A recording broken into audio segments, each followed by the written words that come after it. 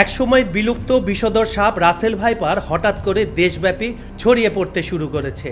এখন পর্যন্ত রাসেল ভাইপারের অস্তিত্ব মিলেছে 25টিরও বেশি জেলায়। ভেনাম রিসার্চ সেন্টারের তথ্য বলছে পদ্মা নদীর তীরবর্তী জেলাগুলোতে এই সাপ বেশি ছড়াচ্ছে। কিন্তু কিভাবে ফিরে এলো এই সাপ, কিভাবে ছড়িয়ে পড়ছে রাসেল ভাইপার? খবর সংযোগের আজকের এই আয়োজনে আমরা তা দেখব। পৃথিবীর বিষধর সাপগুলোর মধ্যে রাসেলস ভাইপার অন্যতম। দেশে যাকে চন্দ্রবোরা সাপ নামে অনেকেই চেনেন। এই সাপের দংশনে 2 ঘন্টার মধ্যে অ্যান্টিভেনম দিতে না পারলে আক্রান্ত ব্যক্তির মৃত্যু একেবারেই নিশ্চিত। WHO 2018 সালের তথ্য অনুযায়ী বিশ্বে প্রতি বছর প্রায় 54 লাখ মানুষ সাপের দংশনে দংশিত হয়, যার মধ্যে প্রতি বছর অন্তত 1 লাখ মানুষ মারা যায়। এর মধ্যে 30 থেকে 40% মৃত্যুর জন্য রাসেলস ভাইপার সাপ দায়ী। এই সাপের দংশনে আহত হয়ে বছরে প্রায় 4 লাখ মানুষের অঙ্গ ক্ষতিগ্রস্ত হয় বা পঙ্গুত্ব বরণ করে। আসার কথা হলো ভারতের হাফকিন ইনস্টিটিউটের তৈরি অ্যান্টিভেনম 2 ঘন্টার মধ্যে আক্রান্ত ব্যক্তিকে দিতে পারলে আক্রান্ত ব্যক্তির জীবন বাঁচানো সম্ভব। চন্দ্রবোরা বা রাসেল ভাইপার পশ্চিমবঙ্গ ও বাংলাদেশের দুর্লভ প্রজাতির সাপ। এটি পশ্চিমবঙ্গের বেশিরভাগ জেলার নদিয়া, বর্ধমান, উত্তর 24 পরগনা ও বাঁকুড়া জেলার গ্রাম অঞ্চলে ভয়ের অন্যতম কারণ। আগে শুধুমাত্র বাংলাদেশের রাজশাহী অঞ্চলে এই সাপ দেখা যেত। 2018 সালের এক গবেষণা বলছে দেশে বিলুপ্ত প্রায় সাপগুলোর মধ্যে একটি এই রাসেলস ভাইপার। মাত্র 17টি জেলায় তখন এই সাপের অস্তিত্ব পাওয়া যায়, কিন্তু বর্তমানে এই সাপ দেশে প্রায় 25টিরও বেশি জেলায় ছড়িয়ে পড়েছে। তবে এ নিয়ে সাম্প্রতিক সময়ে অথেন্টিক কোনো গবেষণা নেই।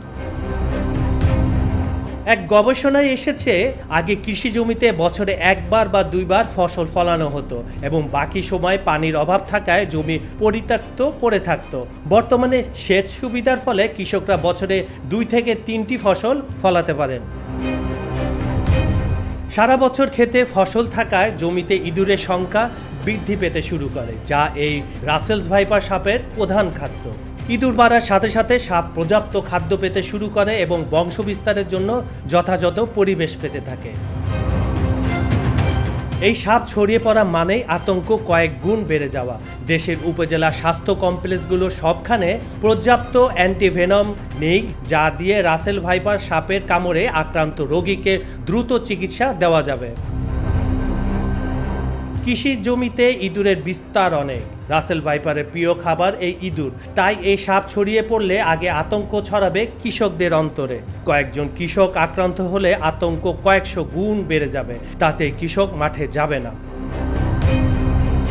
কেবল একটা মৌসুমে রাসেলস ভাইপার সাপের আতঙ্ক ফসলের উৎপাদনে মারাত্মক ক্ষতি করতে পারে। কারণ মনে রাখা দরকার, কৃষক বাঁচলে দেশের অর্থনীতি বাঁচবে।